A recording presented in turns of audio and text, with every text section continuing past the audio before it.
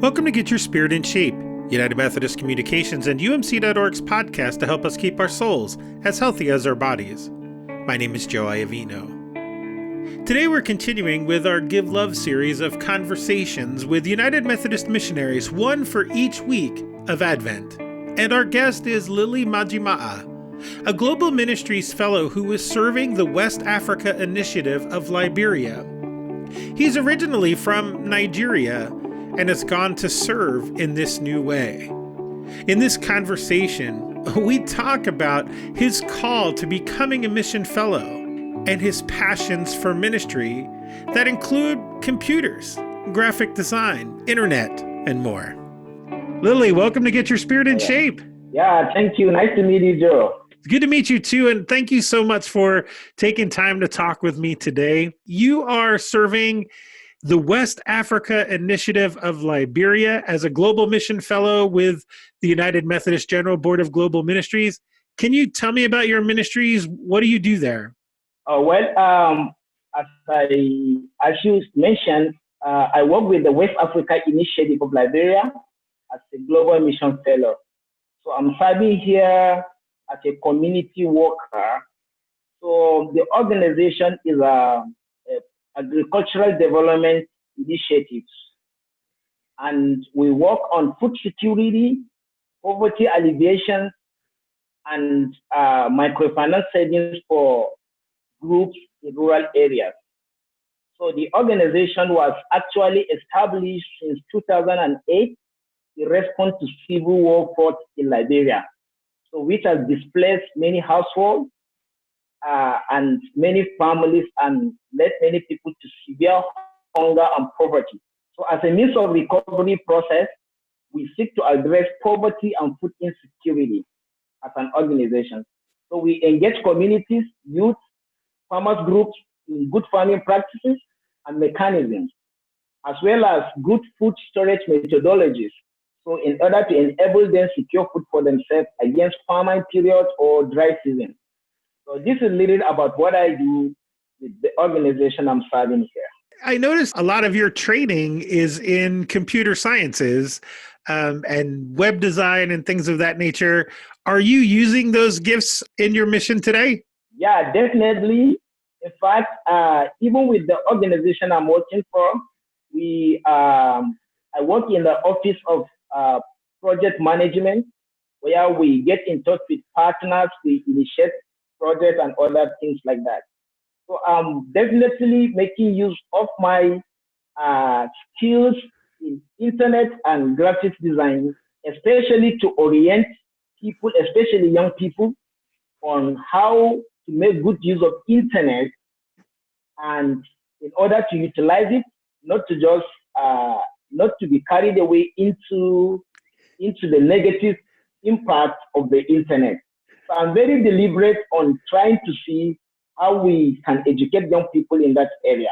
I am so deliberate to see anywhere I go, because internet is something that has come to stay, and we need internet for our daily living. So we get connected with people on internet. So we try to guide people. How do we make good use of internet without lured into the negative impact, especially on young people and teenagers? Like a lot of tools, right? There is a good side, an upside, and we can do things like this. We get to communicate when we're thousands of miles apart, but there's also that negative side, and people can get caught up into that. So, that's really important. I also saw that you have a real passion for what you called soul winning, and something I saw that you wrote. Can you tell me more about that? I always have passion, especially in social justice work in the society. Try to see how I can give my quota to the community. So I joined the Youth and Young Adults Ministry of the United Methodist Church, where I was a member, where I am still a member of in my annual conference. Mm-hmm. So we initiate many community work, trying to see how we can form an avenue for people in the rural areas where people cannot reach. We do Bible studies, and we encourage each other on other social justice issues that are around society. So I will engage also into prison ministries, medical outreach, where we go to a rural area where they don't have access to medical facilities. We invite people into discipleship if they are interested, and we will be going there for follow-up. And do you see yourself kind of becoming a missionary full time when you're 2 years as a global mission fellow? Is that kind of the next step? Yeah, well, yeah, I will. I'm seeing myself in that shoe. Like I still have that passion to continue in that line, because I was so excited to see how I am helping in community. Like try to guide people, help people, yeah, grow up physically and mentally. Yeah, and was there something specific? Like, did something happen in your life that did God work in a special way to lead you or put this passion in you for mission work? So coming up as a young man, I never knew Christ on a personal basis. Though I used to go to church, attend Sunday school, but I never knew exactly what will God have me to do in life. But I was not a member of United Methodist at first. When my mom and my dad transferred to United Methodist, they joined the United Methodist and attending another denomination. Then I said, almost all of my family members, they are attending United Methodist. Only me attending other church in the family. Then one day something just came to my mind that why wouldn't I just join them so that we will all be together in one church as a family? And that's where that passion began. When I came to United Methodist, the church we joined was just a little church that is coming up. So it is not a very big and crowded church where the small assembly has diverse opportunity to engage almost all the members. And the church which I was attending before then, it was a very high crowded assembly. And I loved to be in the youth group where we had a Bible studies from the local church level. From there, I was elected as the youth president of the church. So from there, I was elected as a youth leader in the annual conference. And from there, the passion continued, and it became very clear to me at the process that God is calling me into service for community, especially a service that is out of the boundary of church building. Church should come out into the society in order to meet the needs of the society in discipleship and in other social justice work. That's where the passion began, and that's what I found most interesting doing. Yes, and it sounds like people in the church saw leadership skills in you maybe before you did. Yeah, they saw the leadership skills in me, sure, because one of my pastors told me that you are a great leader. Yeah, develop that talent, and God will help you. You will go far. I thought it was just that because I'm not used to like associating with people or standing to give a talk in a group of people. I'm not doing that. I'm not used to that. Even in school, I'm just a quiet person. I just like to live an individual life. I'm just into young people's ministry where we try to see how we can engage young people into ministry for God. Like to see how young people will realize that they can do something for God, even in the church and outside the church. So, and even in school, while I was in school, it really helped me that I became leader in different capacities and Christian youth fellowships, even in schools and in any and other ecumenical body out of United Methodist Church. Yeah, that's amazing. So, one of the things I'm hearing you say that I'm really enjoying is that you feel called to kind of lead the church outside of its building. I think that's how you said that, and to reach out into the community, both in areas of like mission and social justice, but also in the areas of evangelism. Can you say more about that? All right, yeah, that's true. I learned that the church should be a lampstand in every society, where the perfect work of grace should be practically demonstrated in our relationship to one another in the society. So when I discovered that when we neglect discipleship in the church, actually we will just be growing members, but we will not be growing the church spiritually. And that the people outside the church, they actually need to enjoy that kind of fellowship that we had in the church. How do we reach those people? So that's where my passion was actually, and the vision was actually geared towards. So to see how can we create other ministries that is outside the church that we can also engage people into, go into a society and carry out an advocacy or awareness about a particular diseases in the community. Such kind of work, it seems like it's not the work of the church. Why are we doing that? But we are trying to look for opportunity where we can meet with people, address their needs, help them in the society so that we can invite them into discipleship. Wow. Yeah, that's wonderful. So on a more kind of mundane topic, how is life in Liberia kind of different than your life was growing up in Nigeria? Well, it's quite different actually, because it's a different setting, different culture, and different people. So coming down to Liberia, one of the questions I asked myself, apart from my professional work with the organization I was assigned to, what will I engage myself into so that I'll continue with what I felt called to do? Because the organization is not a Christian-based organization.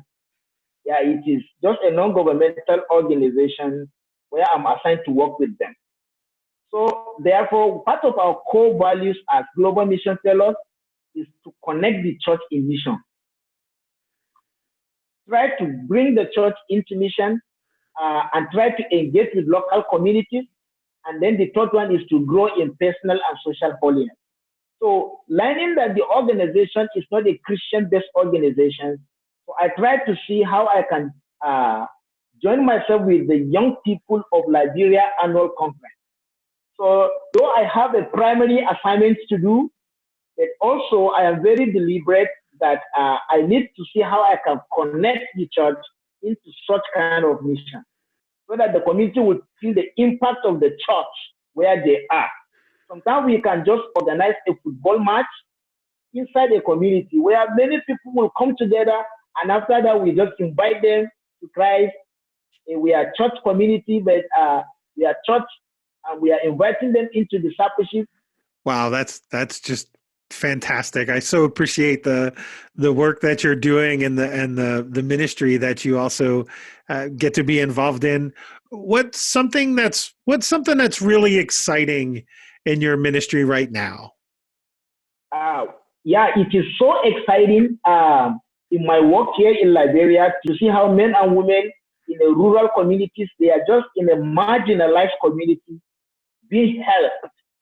Because as I said earlier, that Liberia, a very long year, like 14 years of civil war, which has destabilized many things, especially in the rural areas.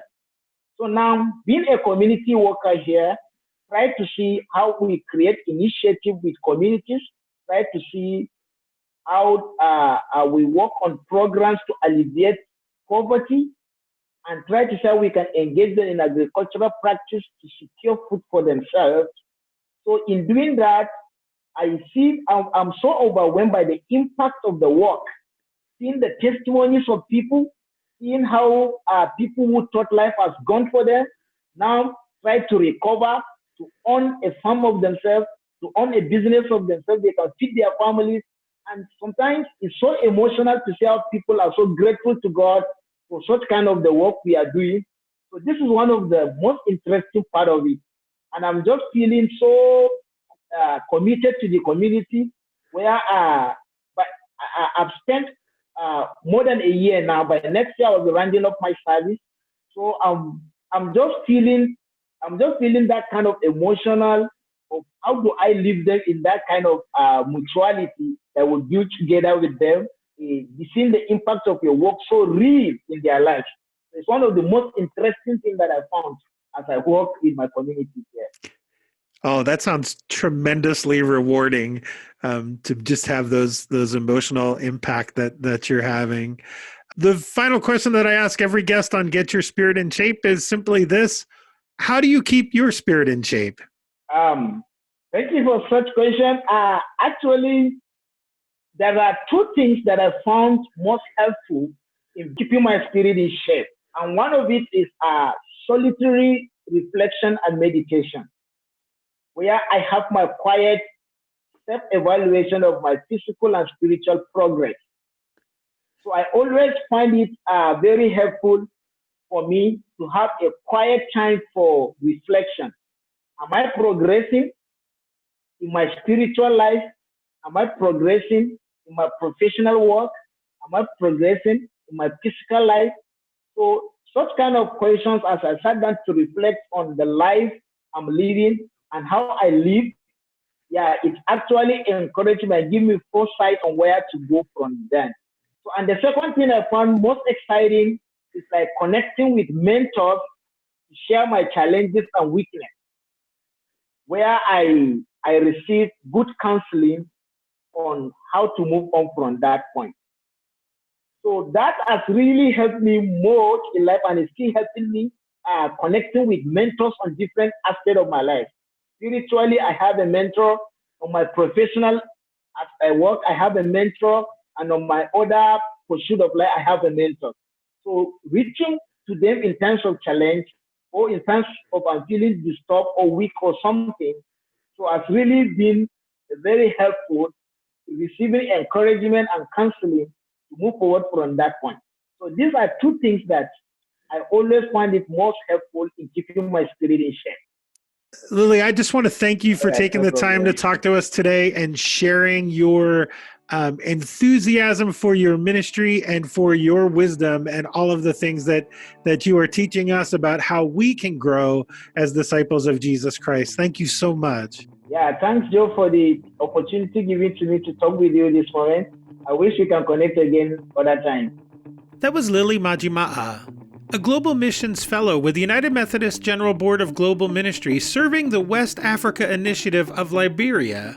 To learn more about Global Mission Fellows, the United Methodist Board of Global Ministries, and to donate to the Give Love campaign, which supports these missionaries, go to umc.org/podcasts and look for the notes page of this episode. We've put some links on there to help you learn more and make that donation. Thanks for listening. I'll be back next week with another conversation with a United Methodist missionary that will help us keep our souls as healthy as our bodies. I'm Joy Avino. Peace.